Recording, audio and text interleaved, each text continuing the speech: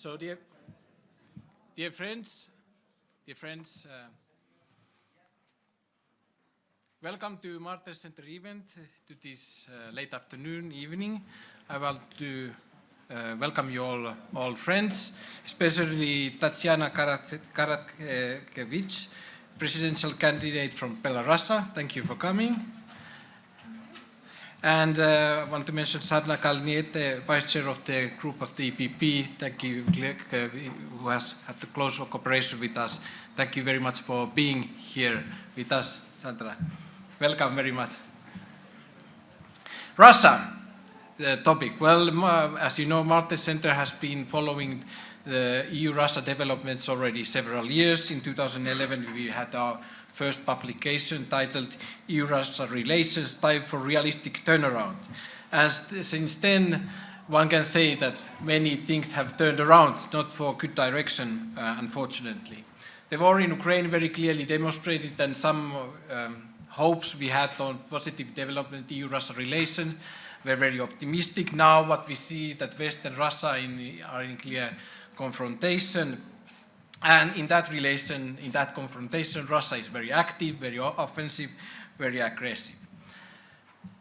In this evening's debate, we are going to mainly focus on two aspects, two strategic approaches or tactical approaches Russia is having, how Russia is dealing with the West, and trying to have a power grab on Europe.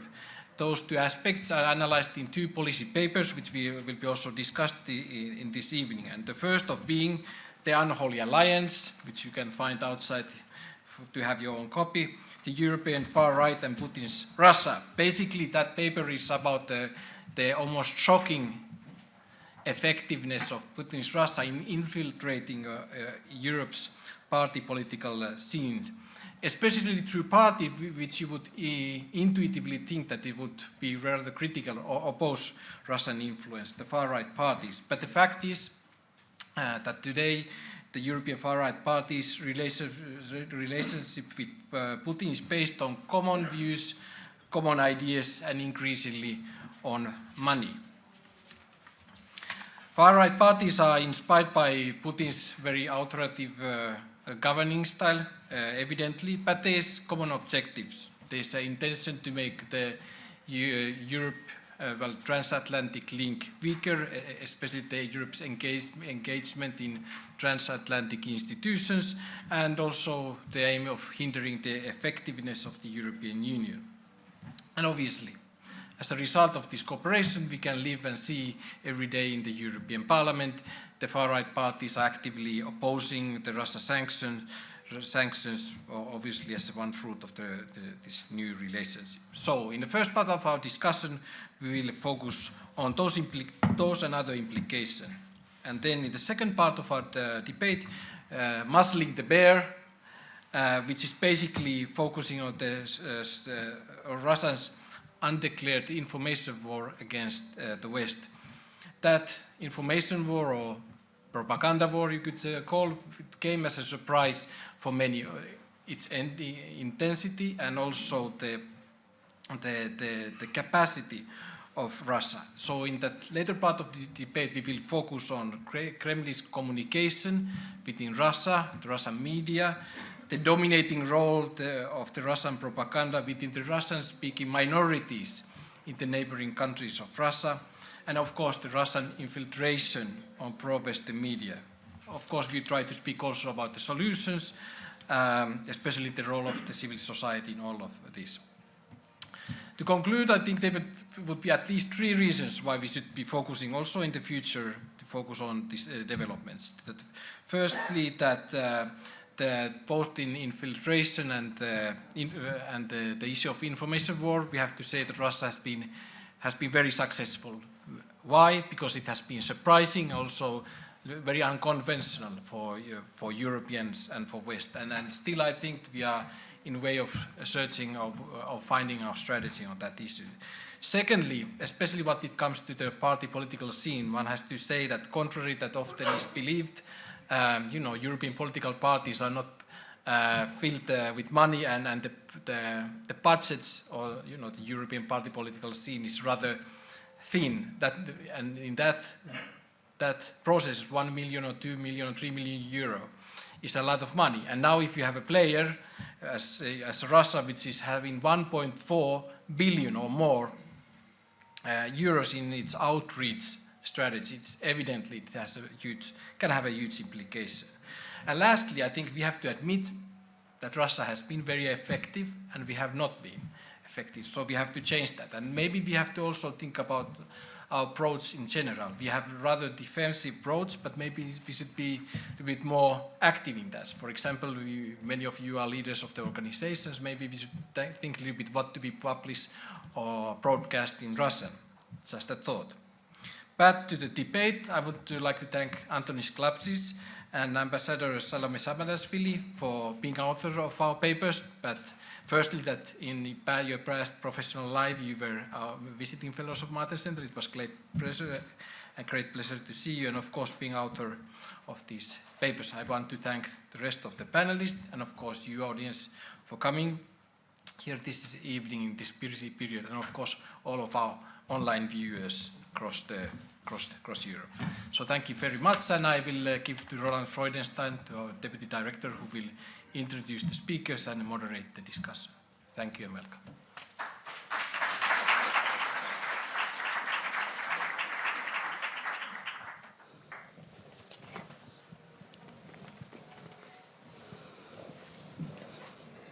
Well, thank you, Tommy, and I'd also like to welcome you. Thank you for the active and dynamic participation tonight.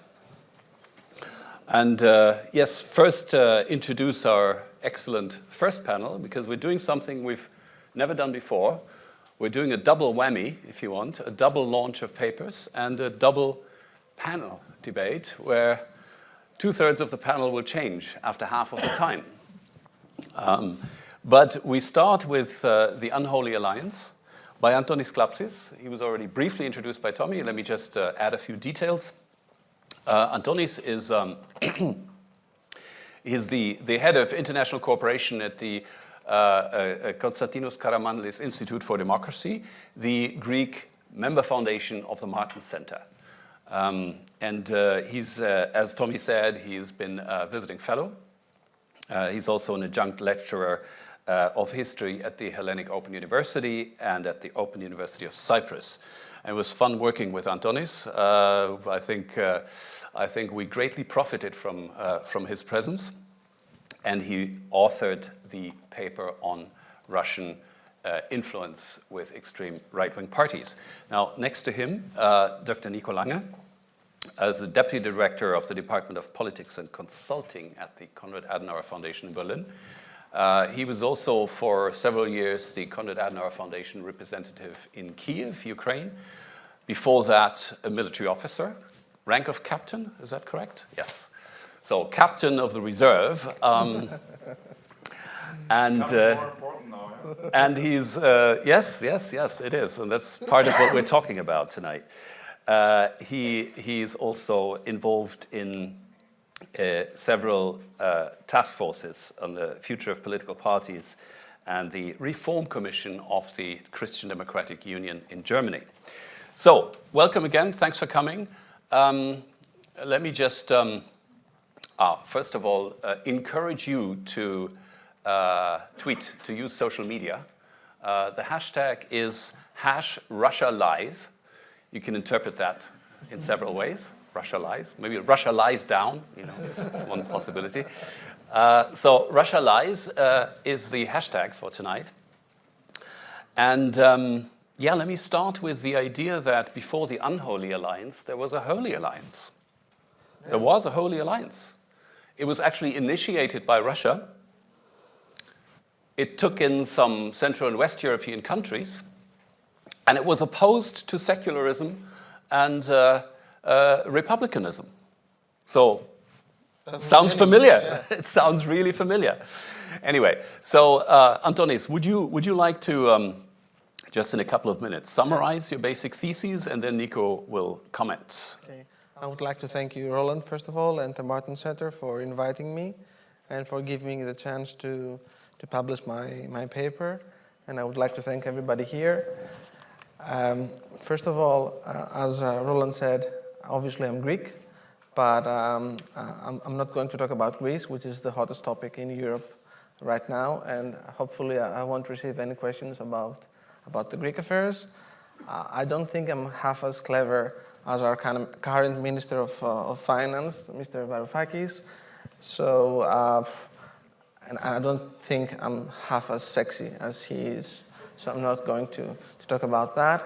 I'm only going to focus on the basics of my paper.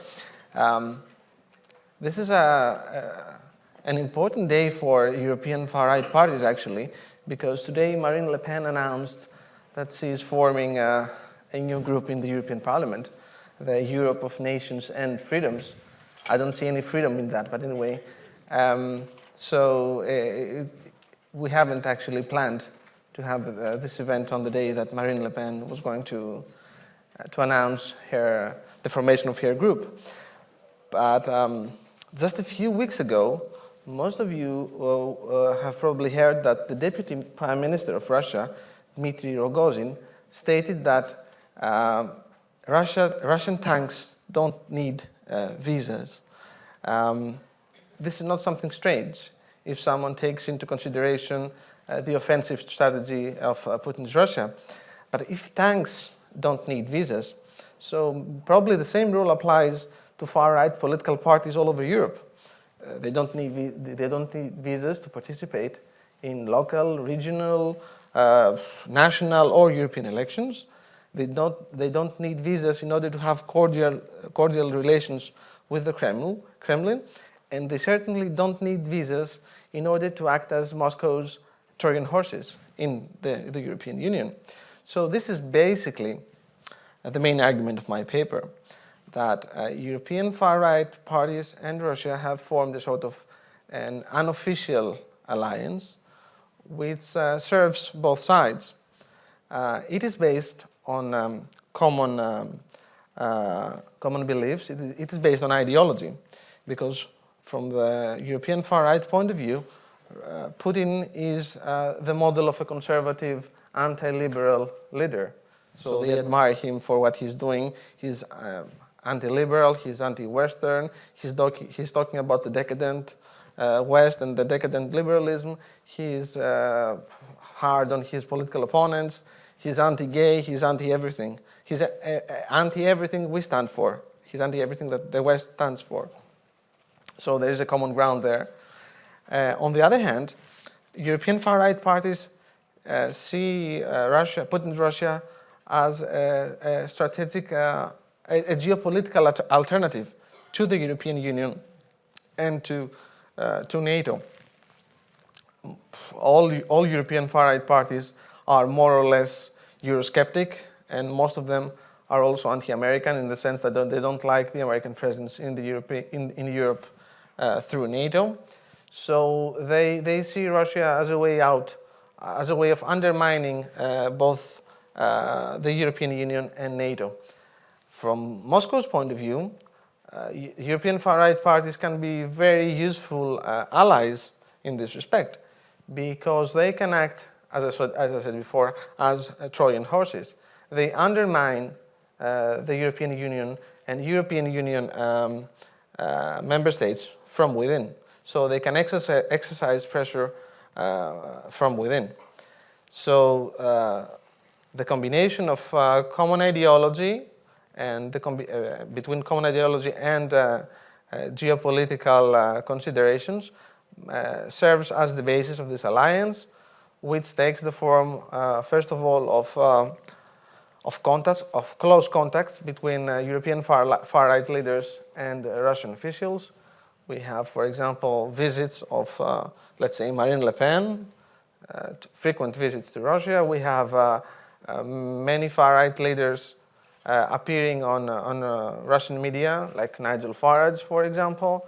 We have many far-right, European far-right politicians being invited to act as observers in elections and referenda in disputed areas, for example, Crimea, or in other cases.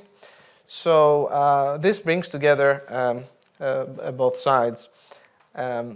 The fourth point I would like to make is that in this respect, in the last couple of years, the developments in Russian foreign policy has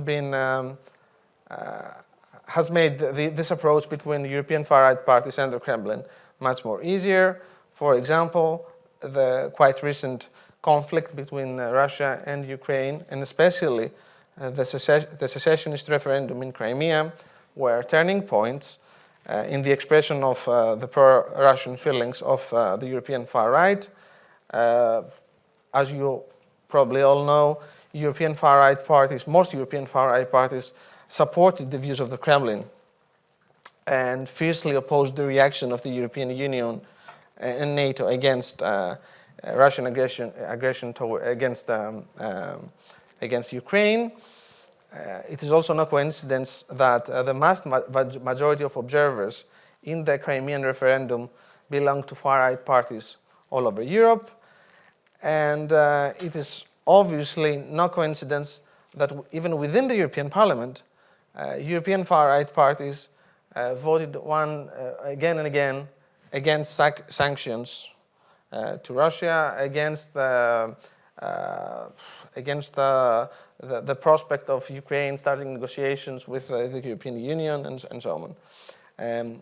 Last but not least, in the last few years, and especially after the success of the European far-right parties in the European elections of 2014, the potential role of these parties has become even more important for Russia.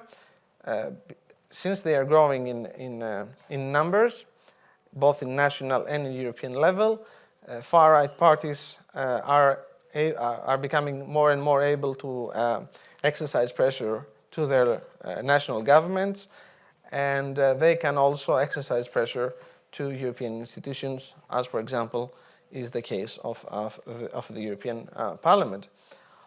Although they still lack the numbers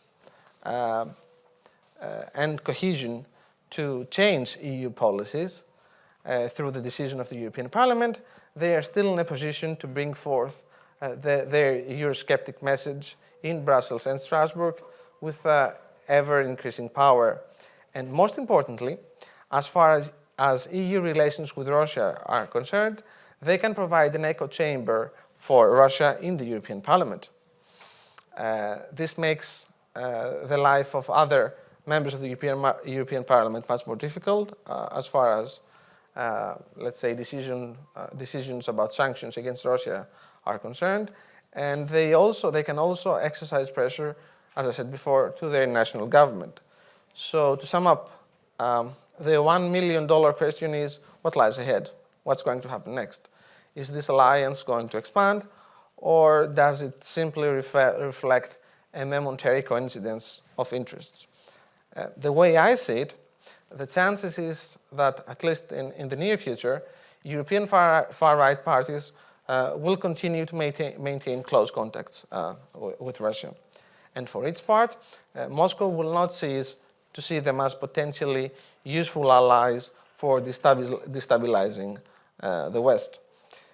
The alliance might not be official, but since it is clearly based on both common interest and common ideological backgrounds, it will probably continue to exist for many years, probably, ahead. Instead of tanks, the Kremlin might as well use Trojan horses to create problems to the European Union and NATO. And being Greek, I can say that knowing Greek mythology can help in many occasions. I give the floor to Roland. I hope I was brief enough. Wait, no. Now it got me curious. What part of Greek mythology is helpful in this case? The Trojan horse was used by the Greeks to invade Troy. They didn't manage to conquer Troy through war. They had a war of 10 years, but they managed to conquer Troy just by using the Trojan horse. Well, let's hope we don't suffer the fate of Cassandra. Right? But the problem with Cassandra was not that she wasn't predicting right. Yeah, right. She was predicting everything right. The problem was that nobody was actually believing her. Yeah. Okay, great. Thank you, Antonis. Nico, would you like to make a couple of comments? And then maybe before we throw it open, I would also like to hear a few recommendations, maybe from both of you, of what to do in this situation. But Nico, the floor is yours. Yes, thank you. And thanks for having me on this. And congratulations to you, Antonis, and to the Martin Center for bringing those publications on track. I think it's very much needed to have more discussions about those ties, because it seems to me that is one of the more significant developments over the last years, that the open enemies of the very values that are at the core of European integration outside of the European Union and the enemies of those values inside of the European Union are connected and interrelated and are working together. I think it's a qualitatively new challenge we are facing here.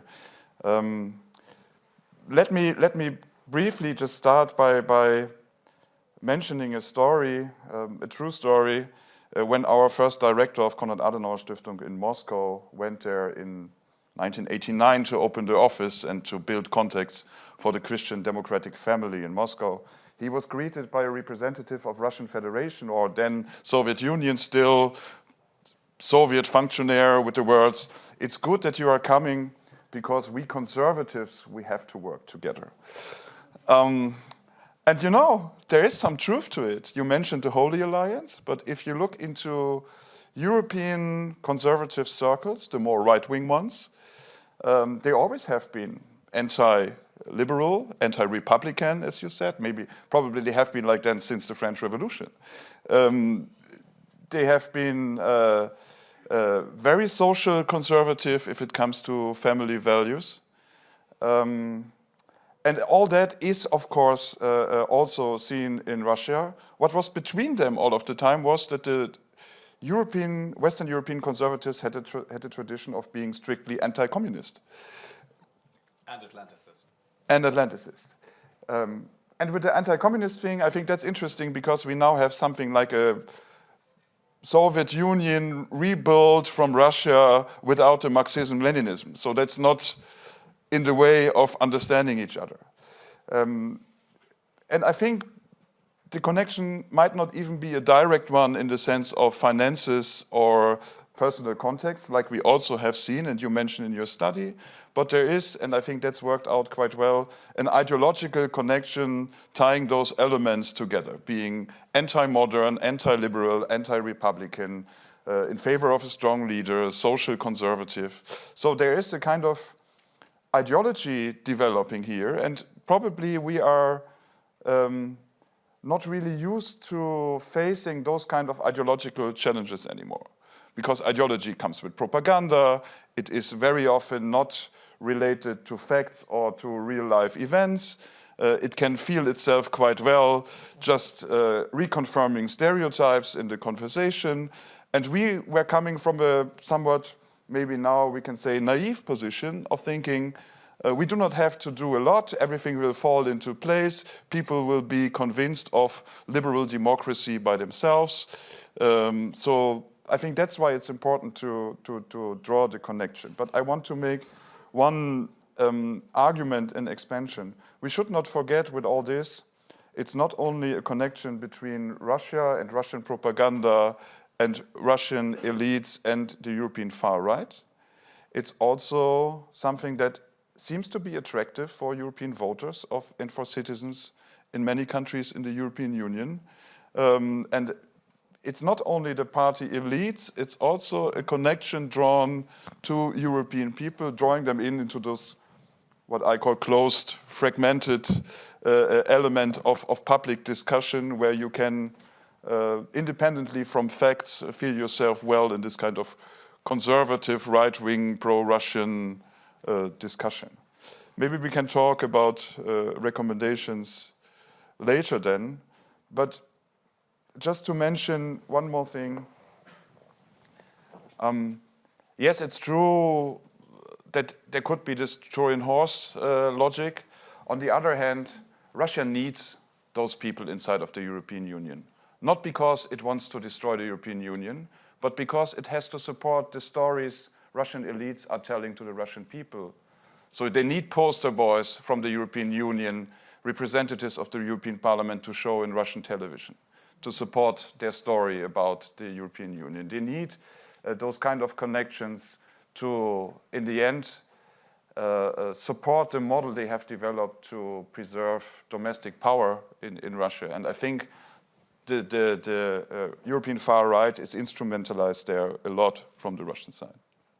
That's a good point for me to pick up, is instrumentalized. You know, there's a whole school that says this whole Russia thing, Putin, is not ideological at all. He doesn't believe this. He uses it, he instrumentalizes it, and in fact, his goal is just to stay in power as long as possible. Hence also the alliance with the radical left, which is something that we haven't talked about yet, but which might be worth just briefly looking at.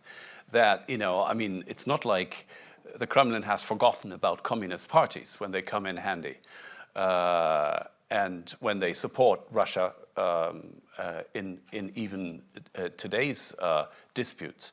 So let me combine this into three questions. First of all, is this just a right-wing ideological approach? Second, I mean, how deeply felt is it from the Russian side?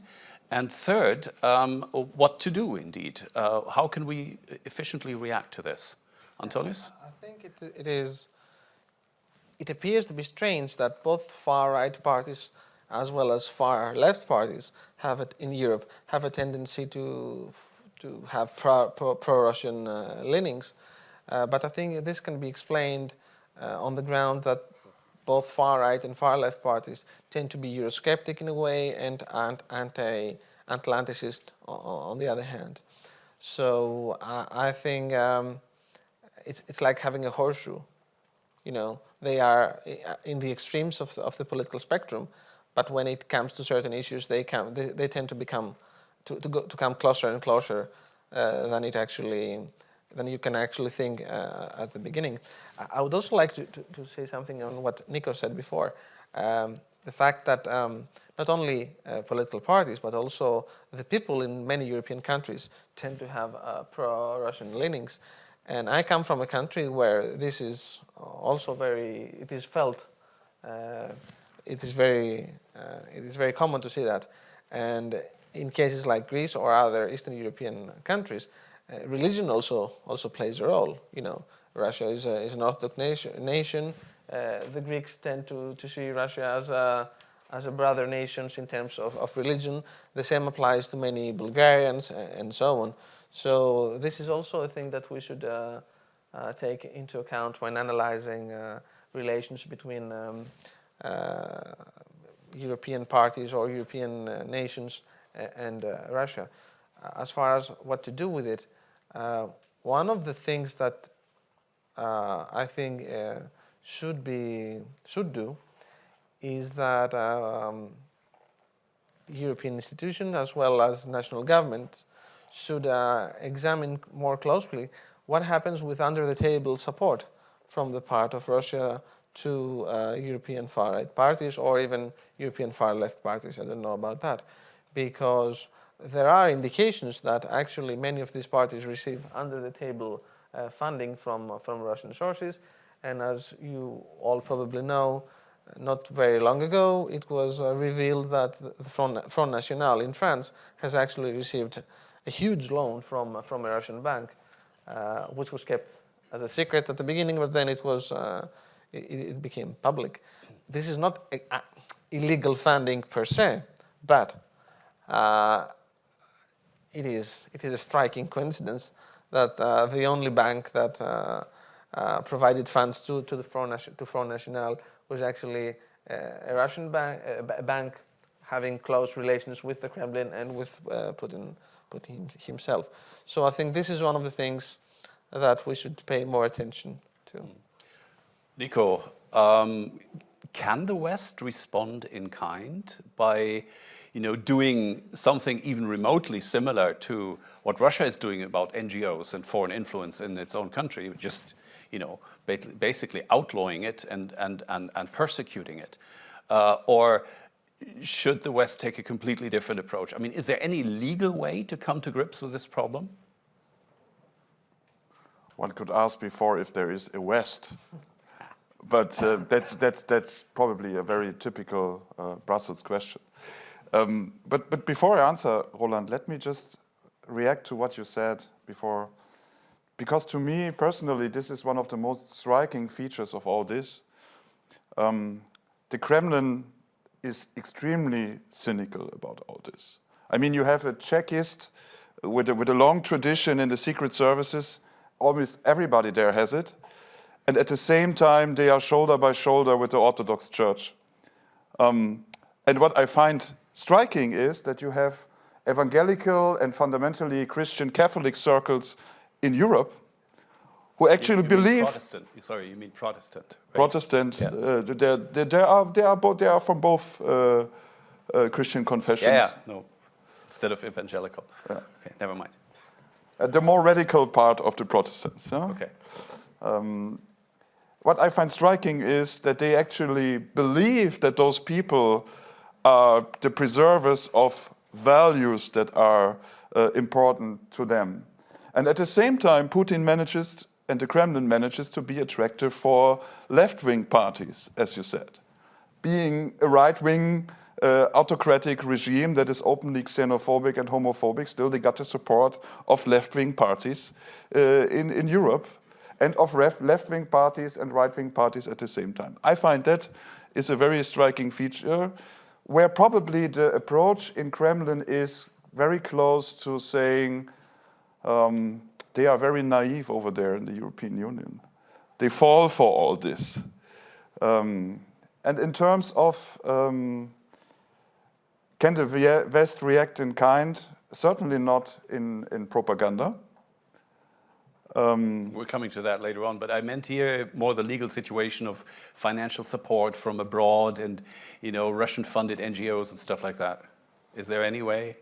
Well, the parties are national, so it is part of national legislation. And of course, there should be transparency, and there are national laws about party finance. They differ from country to country, and in some countries, obviously, it's easier to put money into a political party. In some countries, it's cheaper because the countries are smaller. In other countries, it's more difficult. But thinking about how to improve transparency for political parties is a good idea anyway, not only because of Russia, but also because of entrepreneurial political party projects, because of other populist party projects. I think if you see the dynamics of party systems within the European Union, it's a good idea to have a look into legislation for party financing and transparency there, to make it more difficult to see parties as short-term investments, because you can break European consensus quite easily as the state of today by moving one country out of it. And if you ask me, that seems to be at least the midterm goal of Russian policy, to have at least one country where those parties they are connected with are taking power. All right. On that happy note, let me throw it open to the audience. Would you like to make a comment, ask a question, contribute to this debate about the unholy alliance? Please don't be shy. Yes, would you please briefly introduce yourself? There's a microphone. Is there a microphone? Yeah, gentleman in the second row. And please briefly introduce yourself. Takes a few seconds, but start talking. So, my name is Cesar Jimeno, and I'm a trainee in the European External Action Service. I'm glad because you actually have touched upon this issue a little bit, but I would like to know a little bit more about the connection between Russia and the left-wing parties, the far left, because you were mentioning ideology as a component that connects Russia with far-right parties, and I do see it under practical implications maybe, but not when it comes to the level of ideology. So I would like to know more about the connection with the far left and whether the traditional link of Russia supporting communism and also those parts looking at Russia as their model, their role model to get inspiration from, is this broken, or this can still be seen and it's actually being used by Russia in a way, or in the same or similar way as Russia is using the far right parties? Thank you. So that's Russia and the far left. And Ed? Good evening, Edward Christie, NATO headquarters. Just a question. What would you make of the role of Alexander Dugin and his ideology, in particular his so-called fourth political theory, I think it's called, which seems to be a blend of fascism and Bolshevism, although he himself, I think initially, could really be described as a fascist. So isn't it simply a new way of being anti-liberal and to try to tap into both sides? So Alexander Dugin, there's a guy who wore a hipster beard before the hipster beards came up. Sandra. To suggest that next research, what you are doing, you do on the role of financing NGOs, because according to Latvian security data, more than 100 NGOs in Latvia are financed by the same source you are describing in your research. And I can imagine that the same it is in many countries in Europe. Okay. Yeah. Okay, well, let's leave it at those three for the first round. And can I turn to our panel? Would you like to, Antonis, would you like to go first? Starting from Dugin, I think that he has played an important role in forging this unholy alliance because many European far-right leaders, politicians, whatever, they find Dugin's theories really attractive. And Dugin has also played an important role as a theorist behind the scenes for Putin. So many of his ideas and his notions have been used by the Russian authorities, by the Russian government, in order to implement some of the Kremlin's policies. And on the other hand, Dugin's ideas are really appealing to many European far-right circles because of the characteristics that you mentioned. They are completely anti-liberal. They are a strange blend between Bolshevism and fascism.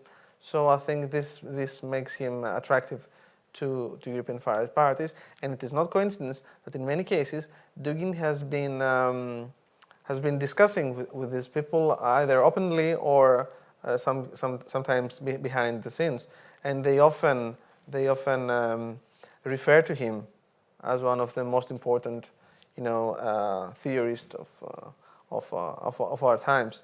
So yes, I think he has played an important role. As far as Russia and the far left is concerned, I think that in this case ideology is not that important. But what is more important in this case is the fact that far left parties, as I said before, are more or less Eurosceptic. So they see Russia as a possible geopolitical alternative. But in some cases, I think ideology plays a role in a strange way, because many of the people who are members of far left parties in Europe had been communists before the collapse of the Soviet regime. So they have become so accustomed to having close links with Moscow.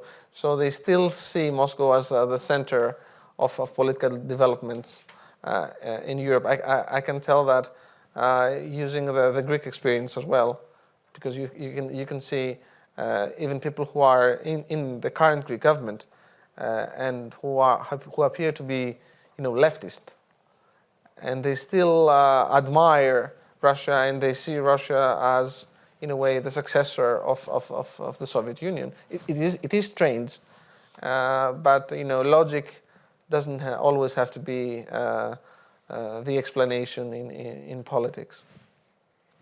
Nico, you want to take the NGO question? Maybe also on the left wing.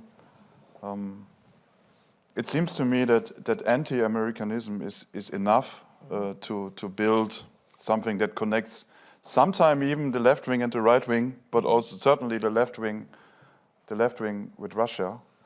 And maybe there is a tendency there that the illiberal political forces in Europe are somehow connecting. And I mean, and then it's becoming more dangerous if we have not a left and right political distinction, but a distinction between pro-liberal and anti-liberal political forces in Europe. It would change the logic a lot, but if you see how some elections went, and if you see the coalition in Greece, for example, you can get a feeling what it means if the what we now call right wing and left wing are connecting with each other. I think Russia would love that, to have the anti-liberals being connected with each other. And if anti-Americanism is the umbrella for that, it's even more to what Russia would like to see. About NGOs and financing, well, I think strictly speaking, there's nothing wrong with financing NGOs if it is within the national legislation of NGO financing. We do the same all over the world. I'm speaking here for Konrad Adenauer Stiftung, working in more than 100 countries. But we should be transparent about this and not be, I don't know how to call it, I do not have a better expression, be naive when talking about all this. We found out in one of our recent researches that 95% of the negative anti-TTIP communication in the German internet is rooted back to two sources. Two campaign organizations responsible for 95% of the communication. I think it's a perfectly legitimate question to ask whether there might be Russian or Chinese or any other money floating into the direction of those two campaign organizations. I think we should be scrutinizing those things more intensively. Yeah, if I may just add one point to this right-left debate here. You know, an even more interesting question would be, why does Russia make, in some member states of the EU, such an impression on the moderate left, like German Social Democrats? I think the explanation can only be the phantom pain of the Ostpolitik. Because if you consider that the modernization partnership, which is one of these buzzwords of the 2000s in German social democracy, the modernization partnership with Russia was actually a follow-on to the original idea of Ostpolitik of the 1960s. You know, change through rapprochement, Wandel durch Annäherung. Then you can understand that they must be in mourning for that strategy. That was more than a policy. You know, both Ostpolitik and the modernization partnership were the matter of belief, actually, in a quasi-religious way. And you know, to have this crumble before your very eyes must be very painful.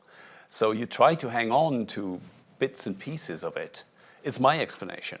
And hence you know, I mean, if a radical leftist who is anyway opposed to, you know, bourgeois democracy, as he would call it, and opposed to America and so on, if they say team up with Putin and Dugin, I understand that. But if a German social democrat who allegedly is about the liberation of mankind from its self-induced dependency, if they team up and show understanding for someone who lost an empire, you know, it's still something I'm laboring on intellectually. But I think that this sadness at the collapse of a complete illusion, which was this modernization partnership, goes a long way to explaining that. But maybe you have better ideas. Yeah, go ahead, Nico. Roland, I probably cannot explain to you what German social democrats are thinking. You're as German as I am. But I think you're right that, especially in Germany, not only with the party elites, but also with the general public, there has been always a romantic relationship with Russia. And it plays a role in all this, of course. And to be honest with you, there's much about Russia and Russian culture to be liked. But somehow, during the last years, Putin was successful in equaling Putin with Russia. And if you are criticizing Putin now, you're criticizing Russia as a concept or as a country, or you're criticizing everything that comes with it. I think that was a very successful strategy from the Kremlin side to make that connection, which makes it especially difficult for social democrats to have an approach there, because they have to decide whether to be on the Russian side or on the what is perceived as anti-Russian side, where they cannot be. This is, I think, the problem they are facing there. Okay, any more questions? Yes, Peteris, gentleman right here.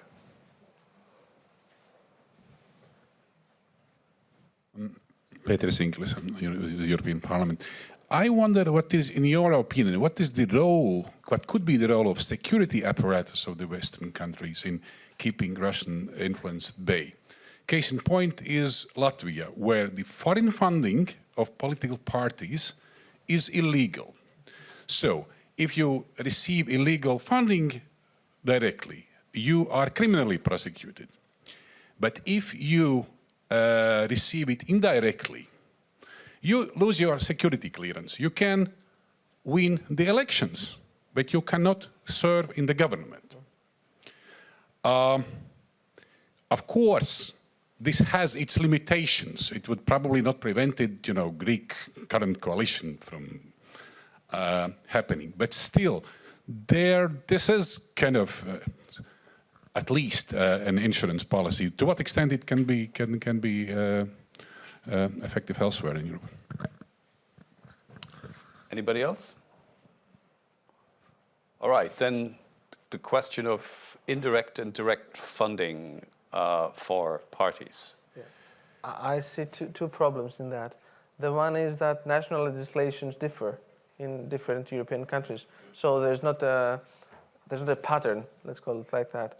So Latvia can be different from France, or Germany can be different from Bulgaria. So it is we cannot give the same answer for all these countries.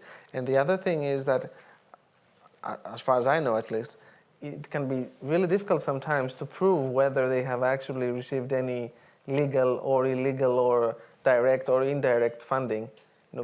It is one thing, having indications that this happens, and it's a completely different thing actually proving it. As in the case of Front National, they have received a loan, but this is technically not illegal. So one might suggest that the loan was nothing more than actually indirect funding for the part of the Kremlin. But I don't think it's possible to actually. It is difficult to prove whether there is a case of illegal funding. So, to answer your question, I don't think it's that easy to tackle the problem. I don't know if Nico agrees. Maybe just I agree with you that legally it's very difficult, because there are probably millions of ways to go around national legislation, and loans is one of them. Seems to be used quite often. But it points to me to a different problem. I mean, we also have to be ready to trust in our own system. And for example, quality journalism always has been part of what we believe in is the right political system. And the developments we are talking about, they are happening at a time, and this is not by accident, where quality journalism is in a crisis of financing itself. And you can see a well-investigated news piece that took half a year of work from journalists who went to all kinds of places to show which kind of missile shot down MH17 in eastern Ukraine. And at the same time, you can have a completely made-up rubbish Twitter message out of the House of Trolls in St. Petersburg and the public perception treats them almost equally. So my point here is maybe we should put some thought into how to support quality journalism and how to find ways of financing quality journalism in times where classic models of financing seem to be more difficult, and then trust in the system that the truth will prevail and that things will come out. I mean, you have seen what damage it did for public opinion, at least in the more moderate circles, when it came out that Front National received those loans, and there was no legal case against them, but we are talking about this. So let's have more of those kind of journalistic publications about this. Right, and that takes us already directly into the second panel, which is about propaganda. But let's first, let's wrap this one up here. Let's give a big hand to our first two panelists. And we'll have to change places now, sorry. Thank you, guys. All right. And Salome, would you like to come here? So let me introduce the second panel. We're dead on time at the moment. Ambassador Salome Samarashvili, director of the Samarashvili Consultancy Group and the co-founder of the Center for Strategic Communications and Democracy in Georgia. Salome was the ambassador of Georgia to the European Union and Belgium and Luxembourg for 7 years, I think. Is that correct? Yes. Over 7 years. And before that, she was a politician in the Georgian parliament. She was a member of parliament and the deputy head of the Foreign Relations Committee. And last but by no means least, she was also a visiting fellow. And in that time, produced actually 2 research papers. The first one was launched last year about the Building a Lifeline for Freedom, about the Eastern Partnership 2.0. And the second one now is Muzzling the Bear, how we should respond to Russian propaganda. The commentator in this case is Daniel Brössler, who is a correspondent for the EU and NATO for Süddeutsche Zeitung, a German daily. Yeah, it's Germany's largest quality newspaper, actually. That's amazing. Before he took this post, he was a correspondent in Moscow and a couple of other places, among them Warsaw, which is where we met about 15 years ago. So, without further ado, I'd like to ask Salome to summarize the most important points of her paper, and then we go on to Daniel with a commentary. Very good. Well, thank you, Roland, and I would like to thank everybody for being here at this late hour. I'll try to be brief. I want to say that I want to thank Martin Center for giving me an opportunity to write this paper, because hopefully it gives some useful recommendations for the policymakers, but for me also it was a highly personal experience. As I say in the foreword to my publication, as still a teenager, I was exposed to what the monstrosity of the Soviet lies meant directly. And then most of my professional career, unfortunately, I had to spend substantial time of my work on countering the Russian propaganda as Georgian ambassador during the war. And I think last year, Martin Center, together with other NGOs here in Brussels, tried to play its modest part in bringing the true story, what was happening in Ukraine, to the people in Europe.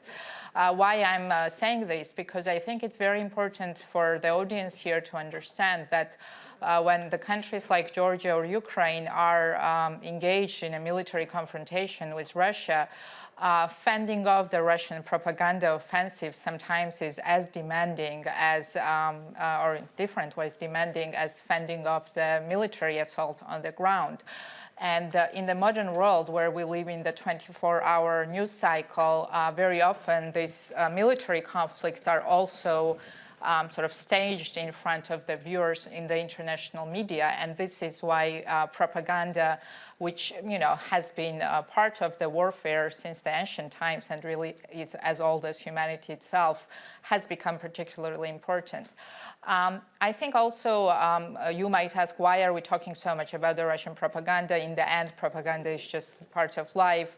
And in the Cold War, in a standoff between the East and West, certainly the Western, the West spent substantial resources on counter-propaganda of the Soviet Union. So what is so sinister, what is so dangerous about the modern Russian propaganda? And I think one of the main messages of my publication is that what makes Putin's, let's call it Putin's propaganda, particularly dangerous for the West is its sort of hidden nature. I think before Ukraine conflict broke out, many people in the West had absolutely no idea to what extent they were influenced by the information assault that Putin has brought to Europe. And I would compare the way we are reacting to the Russian propaganda over the past decade to the reaction of the subject which is infected with the disease that it does not know it has because it has no detectable symptoms and thinks that he or she is quite all right while carrying a virus. Because yes, Ukraine war has brought to the surface the results of the Russian information warfare and their capacities, but these capacities have been cultivated and built over the long period of time. They didn't appear yesterday. They were not even deployed in 2008. They have been carefully cultivated and built up over the many years. And what you read in this publication is really sort of how the information warfare is an integral part of the modern Russian approach to the military doctrine for conducting the hybrid warfare.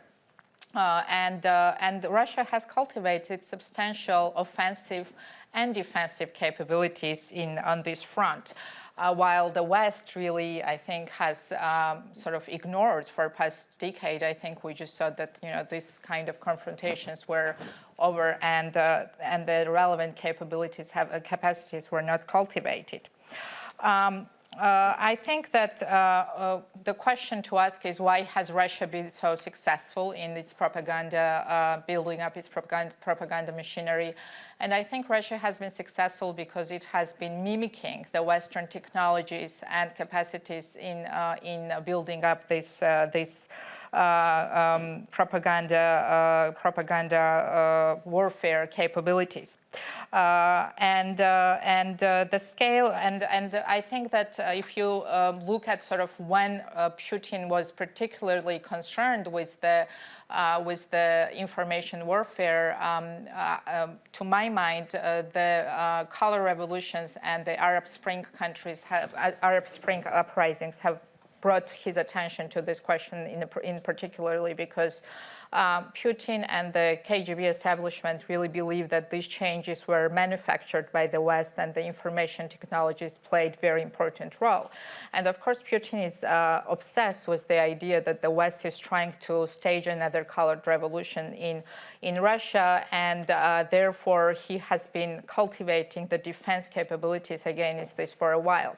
So I do not necessarily agree with what was asserted before that NGOs should be freely funded and only transparency is the question, because if you look at Russia, you cannot fund any NGOs in Russia and you cannot conduct any activities in Russia. And I think Putin has been very successful in using the open system that we have in the West by infiltrating the West, infiltrating the Western media, infiltrating the NGOs, and meanwhile sealing off Russia for both Western-funded NGOs as well as the Western media. And in that sense, I think he has also tried to build the monopoly over information in all Russian-speaking countries in the region, but that is more difficult, of course, in the modern world, but he certainly would like to do that. On the offensive front, I will not talk too much about it because you can read it, and I want to leave something to read for you in the paper. But I think that we all know at this point there have been some important publications how Russia has basically used the PR companies, media, etc., to build a very serious presence in the West and in the Western public opinion-making establishment, while remaining completely invisible in many cases. And I don't want to dwell on this question, but I want to bring your attention to the question of invisibility and transparency, because I think very often in the West, people do not know that they are dealing with the Russian-funded media or Kremlin-funded media or public opinion makers. And I bring in my publication an example where such Kremlin-bankrolled news outlet was given a prize by the international community for the high journalistic standards, while they were also awarded by Putin for objective reporting in the Republic of Crimea. And I wonder when we give prizes to the organizations which Kremlin is funding, whether it's wise or whether we should know whom we are praising. I want to focus a little bit on the messages of the Russian propaganda in the West, because I think it is very important, and some of it was already touched in the previous debate, but to focus a little bit more. I think, of course, I'm writing as a Georgian and looking at this also from the perspective of the Georgians or Ukrainians or other people in the common neighborhood with Russia. Russia has been for the past decade cultivating the notion in the West that it has a legitimate claim on Ukraine, on Georgia, on other former constituent parts of the USSR. So if you talk to average citizens, very often I have this debate talking to people in Europe, they consider it absolutely normal that Russia wants to gain back control on Georgia or Ukraine, and this they consider to be their legitimate sphere of influence. It happens, I think, because, to be perfectly honest, public in the West is extremely misinformed about the history, about the reality, about the aspirations, the hopes facing the countries in the former USSR. And I think that it is, and I'll talk about this a little bit more when I talk about the recommendations. It's also important to state that Russia is trying to portray these countries as failed states. Ukraine is a failed state, Georgia is a failed state, and it is detrimental in the Russian propaganda message. It's detrimental for the West to build closer relationship with these countries. It's detrimental to your security, to your economic interests. It also misinforms the public in the West about the nature of the conflicts in these countries. We have all seen how the standoff in Ukraine was portrayed as an ethnic conflict between the Russians and the Ukrainians. Before that, in the 90s, the conflicts in Georgia, for example, were portrayed as ethnic conflicts between the ethnic Ossetians and the ethnic Georgians. And I'm not saying that there are no ethnic tensions, but Russian propaganda has managed and succeeded in the 90s, certainly succeeded in completely masking the role that Russia has played in bringing these ethnic tensions to the full-blown military confrontations, which they might have never turned into without Russia's involvement. Russia is also manipulating the historical facts and creates the notions which actually never existed. Let's bring an example of Novorossiya. Nobody really knows what Novorossiya was or where the borders of Novorossiya were, but Putin came up with this brilliant idea that there is something that's called Novorossiya, and if he's trying to restore Novorossiya, well, that's maybe a legitimate interest of a great leader. Completely false notion invented by him. Also, I think what is very important, and this was mentioned before, that Putin has basically managed to achieve that when we talk about Russia, we talk about Putin. But I think also the success of Russian propaganda in the last decade has been to portray Putin and his government as a legitimate government which enjoys broad democratic support in Russia. When we're talking about the country which has no democracy, which has no free media, where the political dissidents are gunned down in the streets, what does the support of the majority of the voters means receives much less attention in the West. And I think that it's also important for this audience and the audience in the West to understand that Russia propaganda is trying to basically portray confrontation between the West and Russia as chiefly detrimental to the Western interests. Russia is invincible. You know, Russia can withhold all the sanctions. West cannot in any way undermine the Russian interests, but Europe will suffer a lot if these relationships will deteriorate. And in this respect, I think it's also very worrying that Russia is now very often alluding to the threat of the nuclear confrontation, which of course plays on very deep-rooted fears in Europe. Last but I want to say not the least, it is also important that as part of the sort of undermining the mainstream democratic and European political thinking in Europe, Russia is also trying to introduce the moral equality between the goals that it is sort of pursuing in its foreign policy with the Western foreign policy. And in that sense, I want to touch also on something which was discussed earlier, the question of far right and far left. I think that what brings far right and far left together, and much less in Europe, but in the US, especially the far left, is the conspiracy sort of mindset. And Russia is very much playing on that in Europe. And I just come back from the United States, and I was shocked I have spoken to some students who have told me, well, yes, Russian propaganda is, of course, yes, I mean, but American media is propaganda. You know, everything that we hear here is also manufactured, and this is the kind of audience, sometimes young, sometimes radical thinking, that Russia is really manipulating in its effort to undermine the West. How the West should respond. I think you can read my recommendations in the publications. I do not want to go into details. It's late, and I want to leave time for discussion. But I think that my main message is that the West cannot respond to the Russian propaganda by more propaganda and counter-propaganda, because that will just create, you cannot treat it by the same means. I think that the Western response should be more information, better informed citizens, and more information countering the messages that the Russian propaganda is distributing in the West. And for that, I have specific recommendations for the NGOs, for the think tanks, for the media, what can be done. And maybe one aspect that I want to mention is also something that is important. Of course, in the West, the liberal legal framework does not give us the possibility to create the obstacles to freedom of information. However, I think that what we can agree on, and I think this is something which is accepted in the constitutional law framework, certainly, that freedom of information and freedom of speech is not an absolute right. There are certain limitations to it. For example, the journalistic ethics, I think, are placing important limitations on the question of freedom of information, the question of public safety, and etc. I mean, those are important considerations.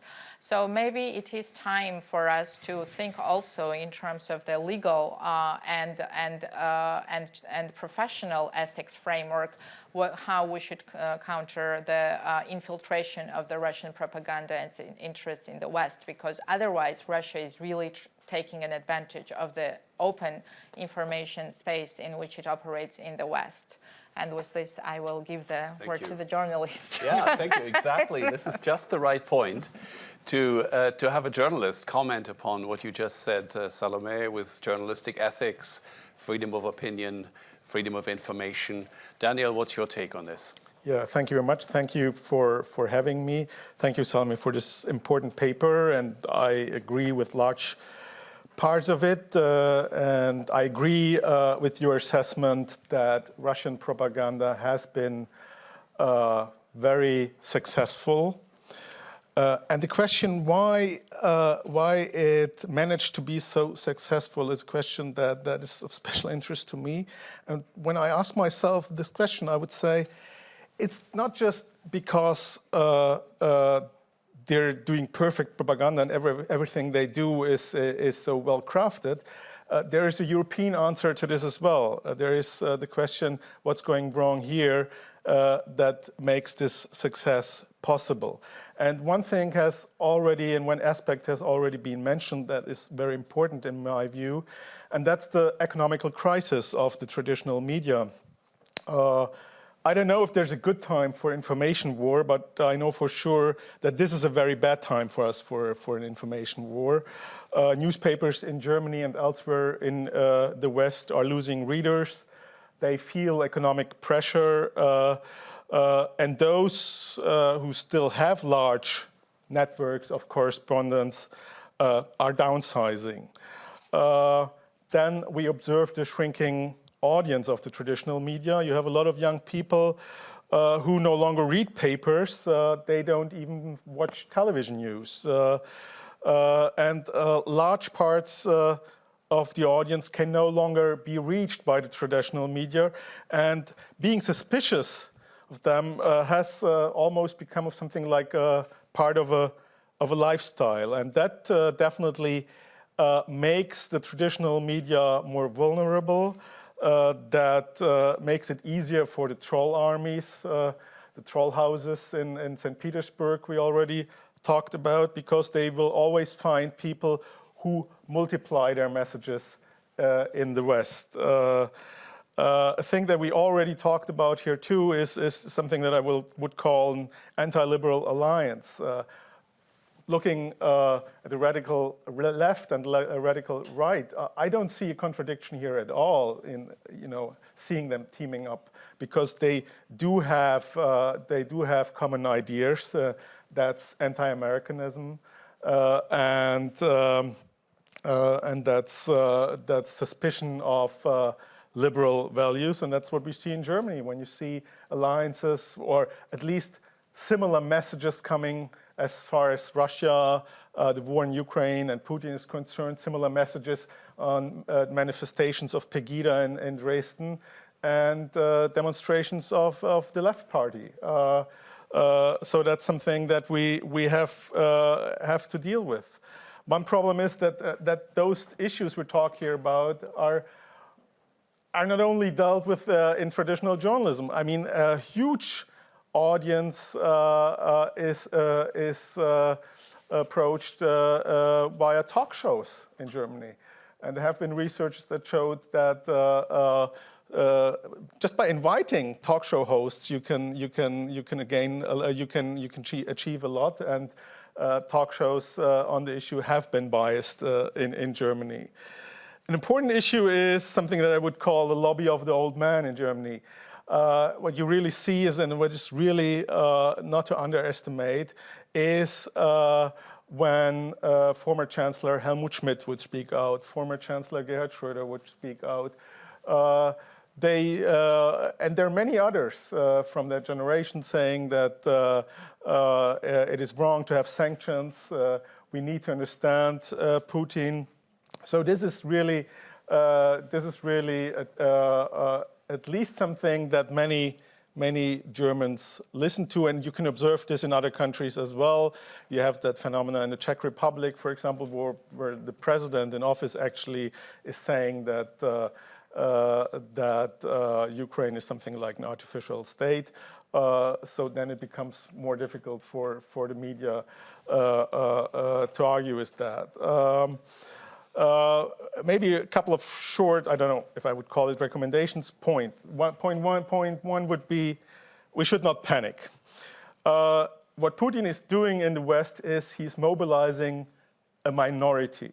When you look at the polls, it's, according to the last Pew poll, it's 23% of respondents in Germany who are saying they have something like confidence in Putin. That's a lot, yes, but it's huge, but it's a minority, and we still need to see this. It's dangerous, but it's a minority. Absolutely essential, in my view, is tracking the Kremlin networks. There was an interesting story in Der Spiegel this week, not about Russia, but about Kazakhstan, how Kazakh President Nazarbayev is paying former German politicians for lobbying work, former Minister of Interior and others.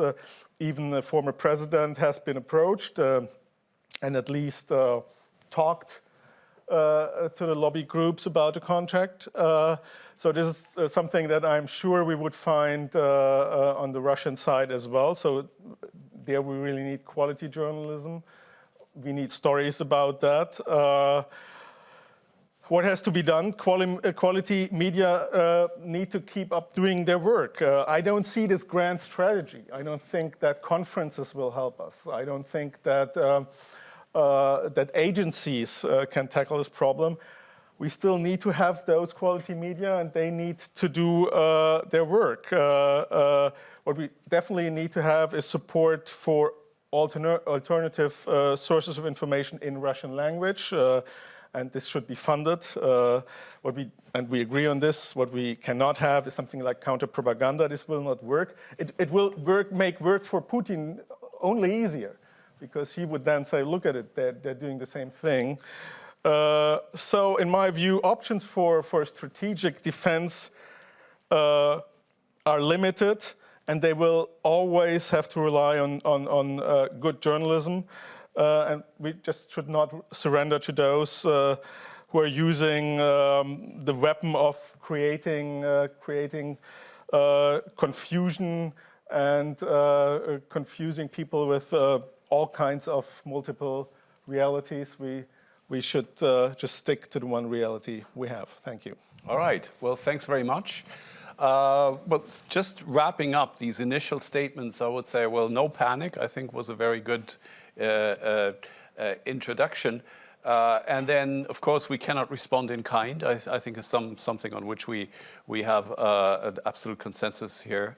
And then, yes, we need to work on journalistic ethics and maybe less with legal means and less with counter-propaganda, but with the methods of a free society, civil society in the West.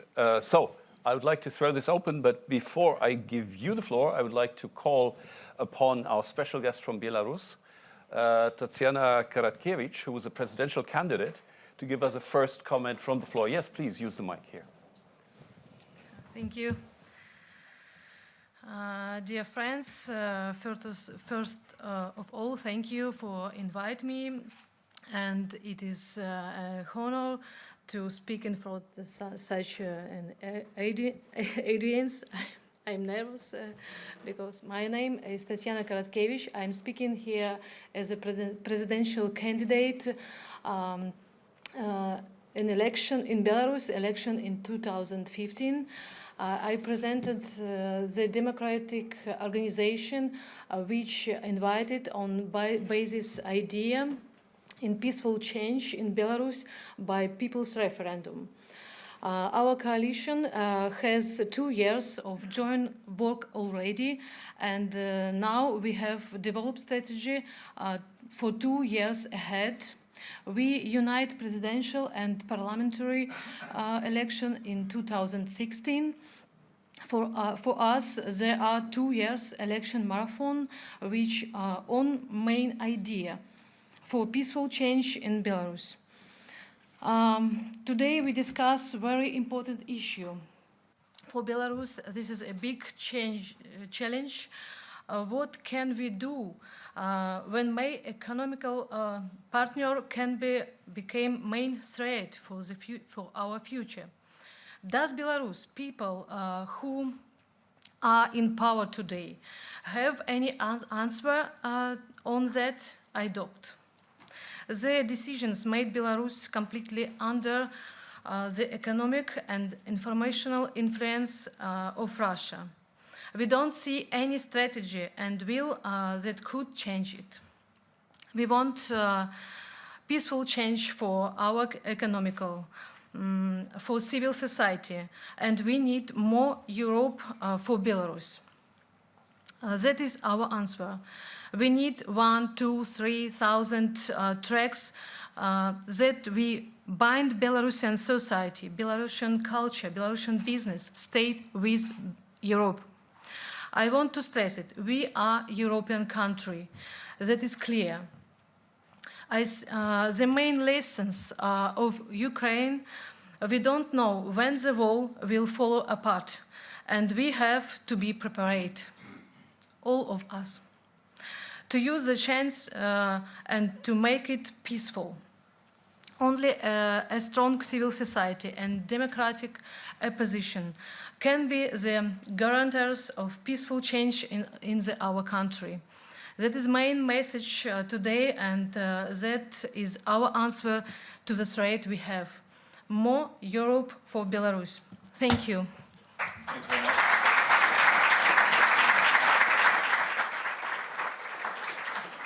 And we wish you success for the elections. All right.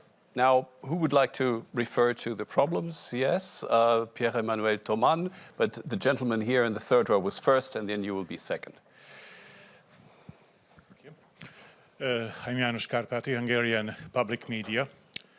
And just to follow this don't panic idea, I think we also have to be honest to ourselves, journalists or media people.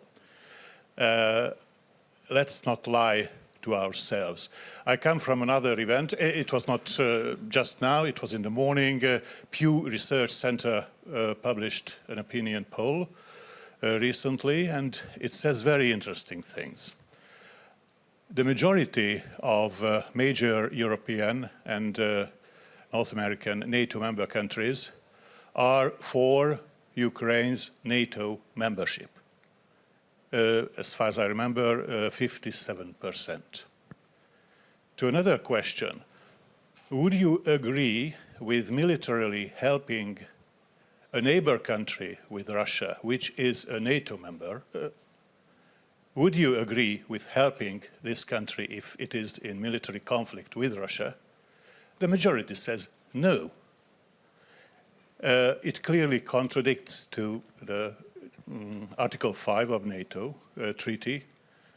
So it's an obligation, it's an international obligation. If one NATO country is attacked from abroad, it's an obligation to defend that country. The public opinion says that they should not like, they would not like to see helping a neighbor country with Russia to be helped by the allies. So the public opinion says to Ukraine, welcome to NATO, but we will never defend you. So I think it is very important not to lie ourselves. In what shape is our public opinion? Thank you very much. Very important point. And Monsieur Thoman, please observe the KISS rule, you know, K-I-S-S, keep it short and sweet. My name is Pierre-Emmanuel Thoman. I do research in geopolitics. I think this is very strange, all these panels, because we touch the propaganda questions, but not the facts. And you never ask yourself why the citizens believe the so-called Russian propaganda. Why? And they don't believe, many of them, the American and European propaganda. Because European and American propaganda, well, European, some EU institutions, some anti-Russian parties, they are based on distortion of facts. And people are not that stupid, they have a long memory. Who is working against the interest of Europe? The first enemy of Europe, who it is? That's not Russia, that's Islamization in the southern arc of crisis. We have a common interest with Russia, with Central Asia, and also China. Who has made this situation impossible in the Middle East? The United States with Iraq war, with many Central Europeans participating to this war, destroying our security by aligning themselves to the United States. Who made the crisis in 2010? The liberal ideology, open markets, and all the European banks stupid enough to put their money on American suburbs. That's where the real threat is. So yes. We have common interest with Russia, and people will never believe European propaganda, so-called EU or American propaganda, because it's not based on facts. Like the plane, everybody knows that the plane was not down by Russians. Why the black boxes are in London? Did you hear about the black boxes in London? I think you should read more European books because maybe you study in United States. I don't know, because you say Russia doesn't exist. Russia, this part of Russia was conquered by Catherine the Great. But in the 18th century, it's a long time, this Russia. But yes, so I think you should read European books. Thank you. Yes, that was an excellent recommendation. Let's stay literary. Europe and the United States. Rest and peace. Yes. Yes. Okay. All right. Can we turn back to the panel? I've got some more questions, but let's have an in-between round of answers here.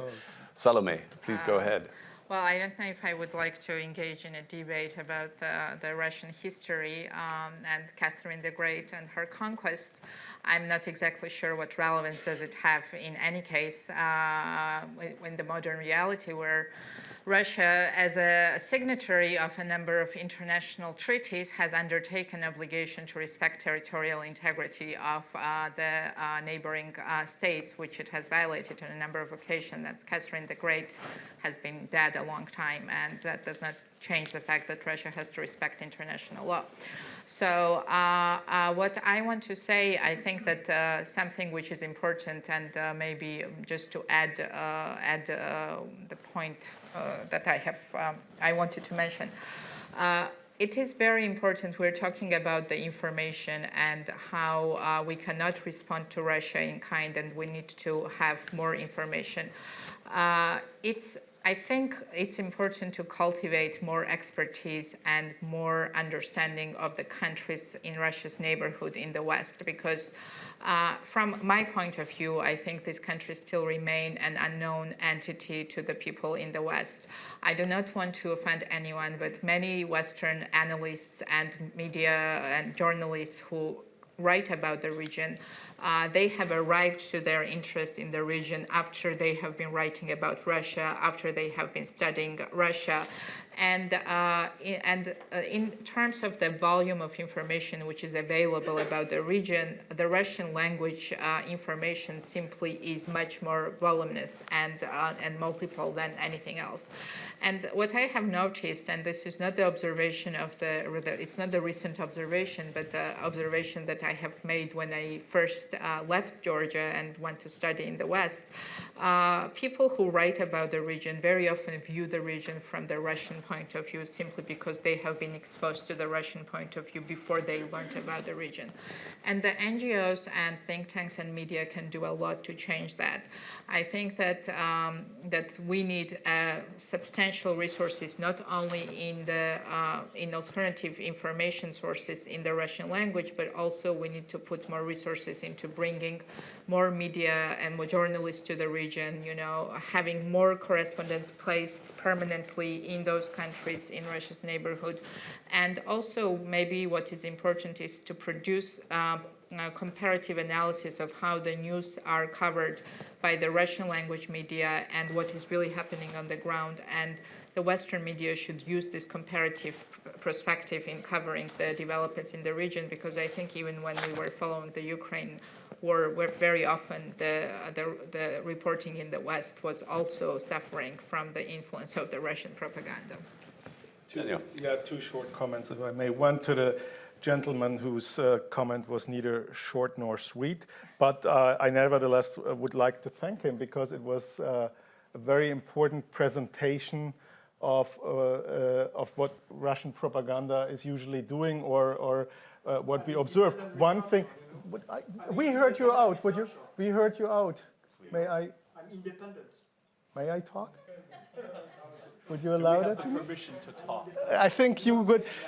So, what I was going to say is that first point is it was an example of whataboutism, and that's what we always hear from Russia. We here talk about how Russia tries to mask the fact that Russian soldiers are fighting in Ukraine. They're actually fighting a war in a neighboring country.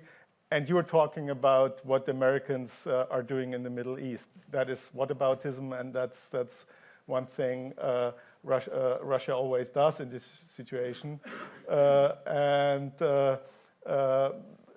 The other thing, the other short comment I just would like to make is to you.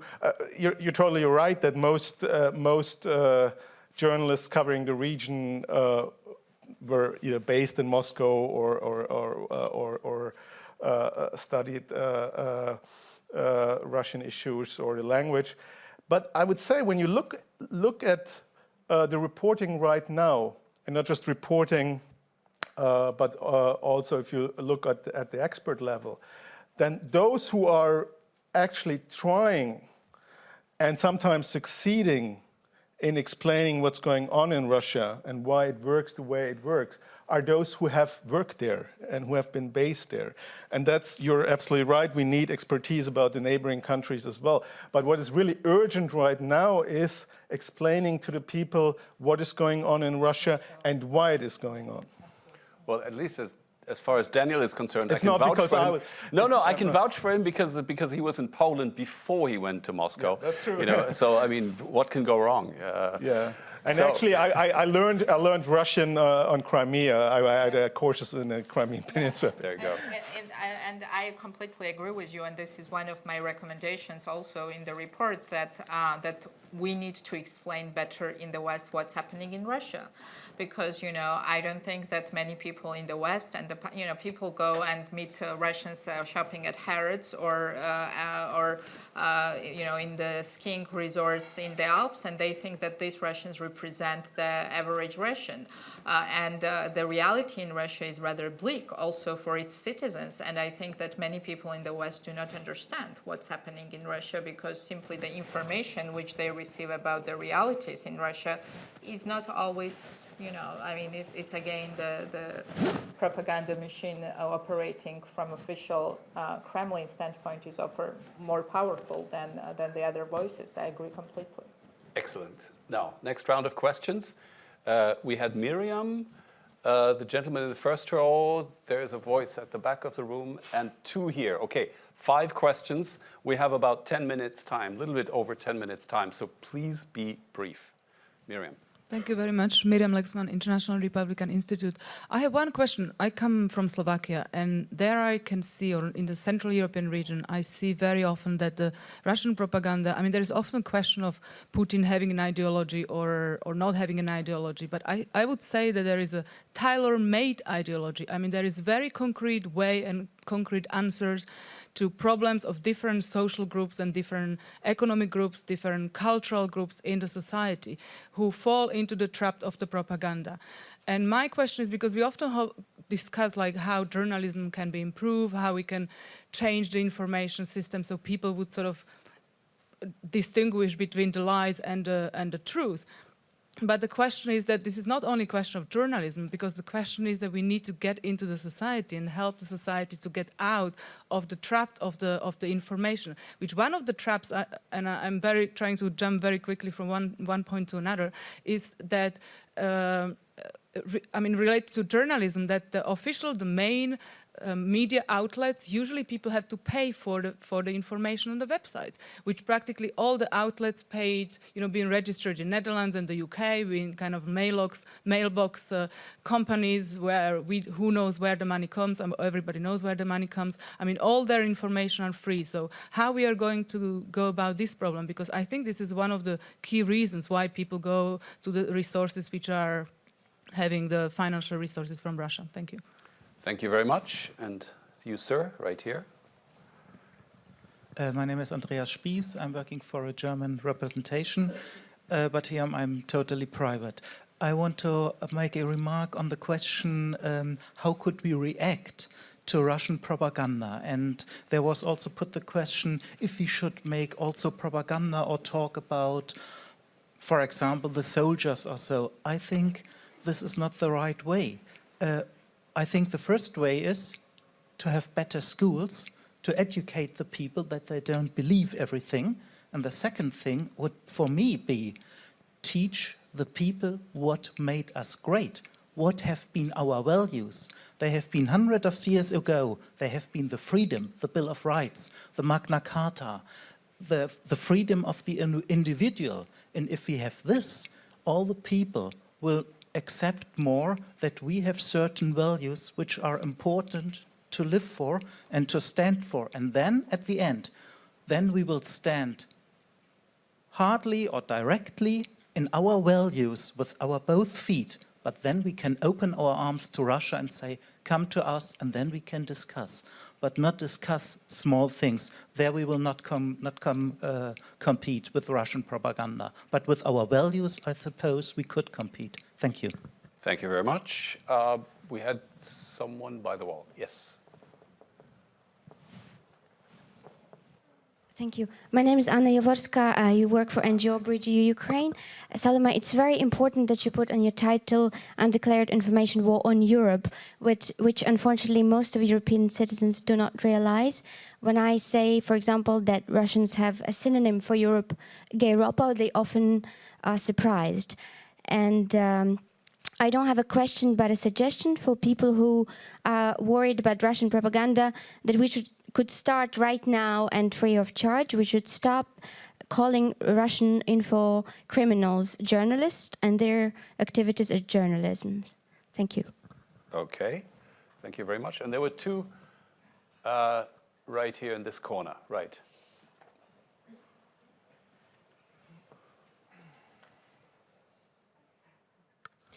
Hello, everybody. My name is Luciana. I'm an intern in the Council of Europe.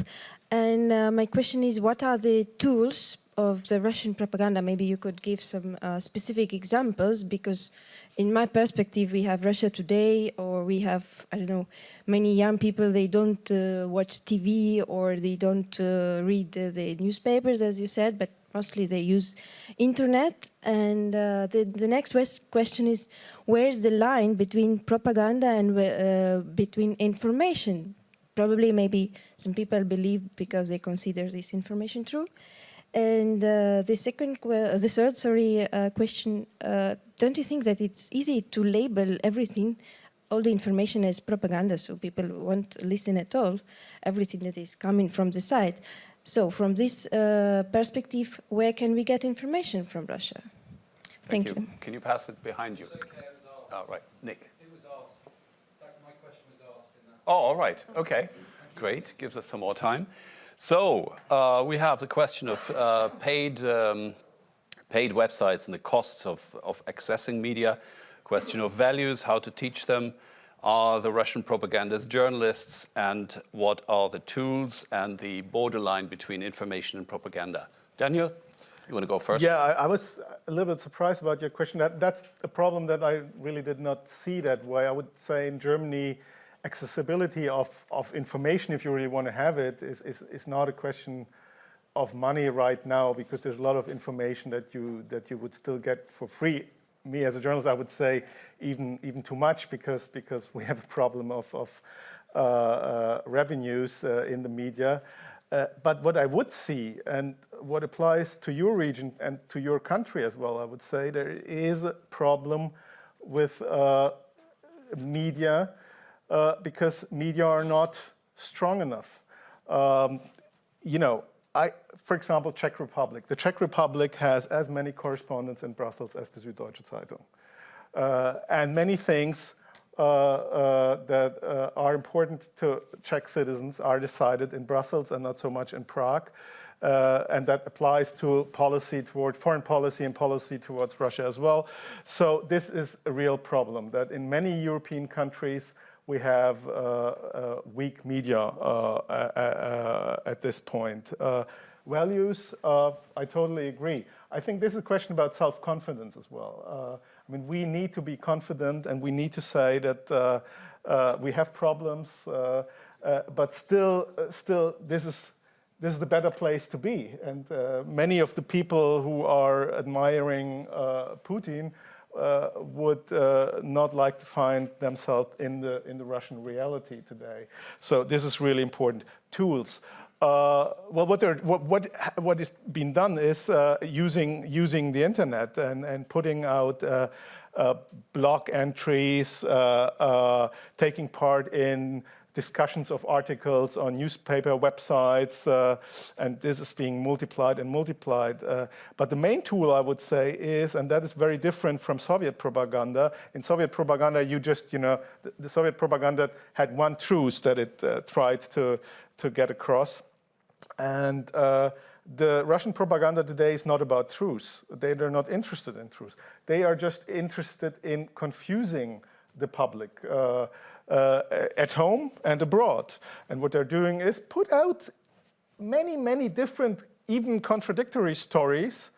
One of the story even might be true, and at the end of the day, you're confused and you just don't know what the truth is. And that is actually the main purpose and aim of what is being done.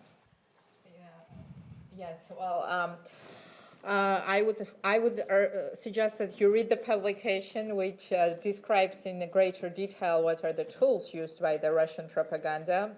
But absolutely, I think that what makes the current Russian propaganda different from the Soviet propaganda is that it is not interested in truth. Russia today actually hires actors to record the stories that then they try to sell as the news.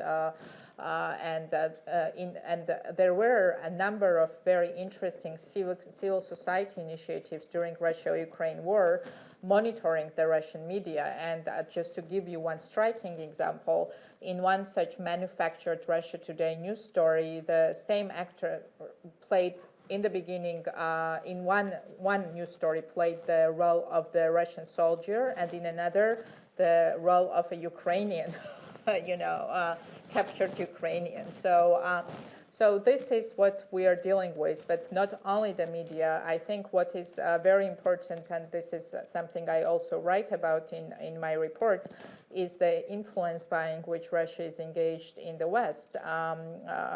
Very often when Western politicians are talking to the people who claim to be representing private or non-partisan interests, in fact, they are talking to the hired lobbyists of the Putin's government, and they are very successful in recruiting highly placed people from Germany and other countries, and this is something which is actually it's very sad, because this also strengthens the Putin's message, which is basically that the West is as corrupt as we are.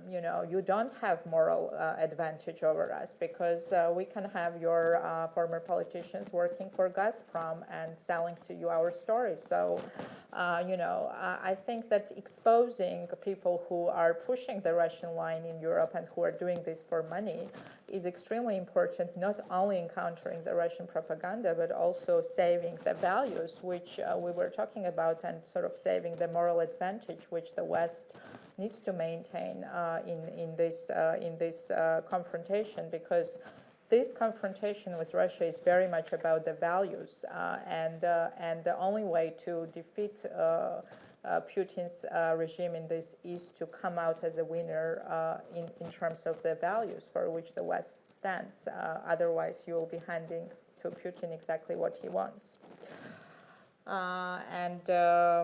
Yeah, I think that in terms of where the information and propaganda is and what is the difference, I think that there are journalistic standards, and these standards should be applied rigorously.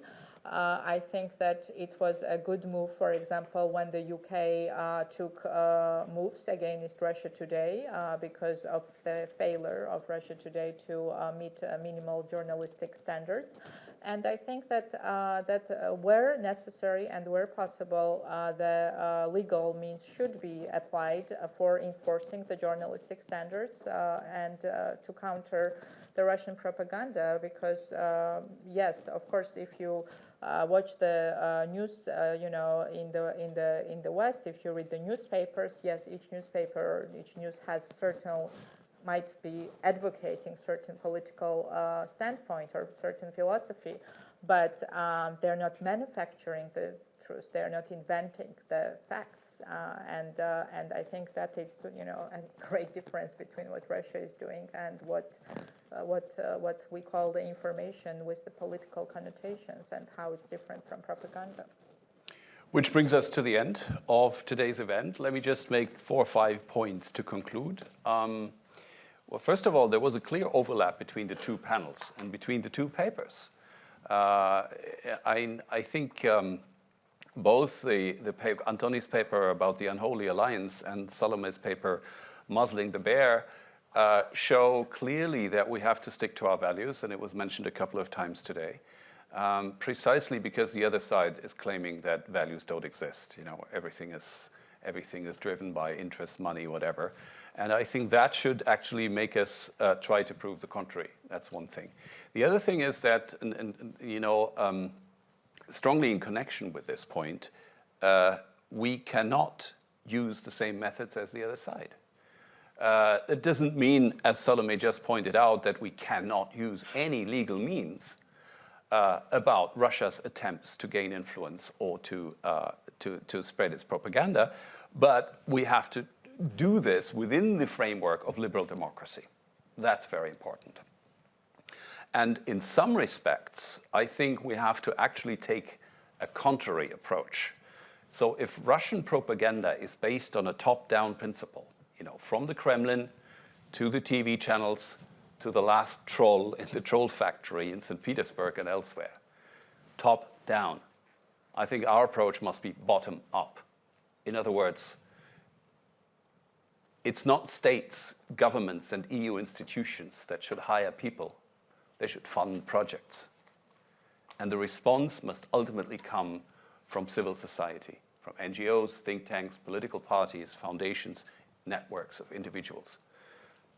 That's what we're talking about. So actually, the West's response to the Russian challenge in these respects, but also in other aspects, actually stands and falls with its citizens.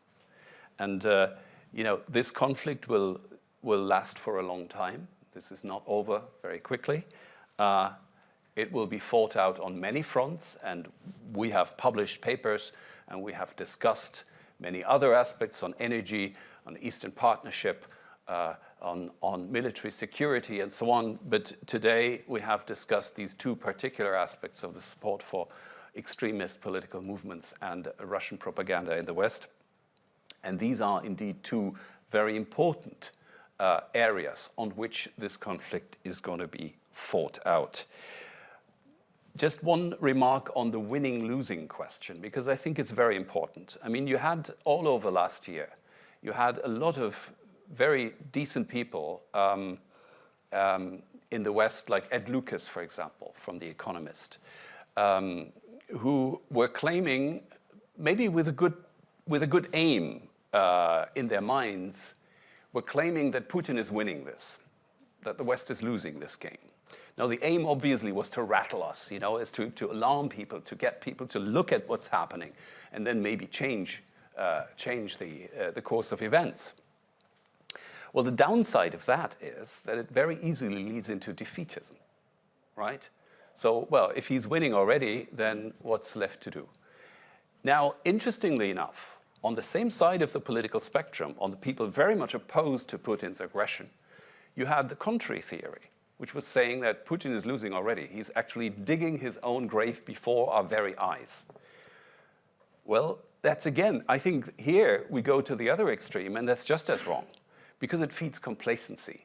So to steer a clear line between defeatism and complacency by saying the jury is out. The glass is half full and half empty. The West has achieved a few things in these 1.5 years, but it's also still losing out on a couple of fronts. I think that's the line to take in order to keep us alert and keep us open and willing to explore always new ideas to actually win this conflict. Because win it we must. Unfortunately, whether we tell ourselves that this is still win-win somehow, it's not relevant. Mr. Putin has decided that this is zero-sum. This is win-lose. So if he wins that game, even temporarily, I think the West will not be in a position to face any other of the strategic challenges that are still out there. From ISIS to refugees to China, the ideological challenge by China is arguably at least as serious as the one by Russia. But if we don't win this here, we're not going to be in a position to win the other battles. So on that happy note, I'd like to thank our panelists for the publications. Thank you.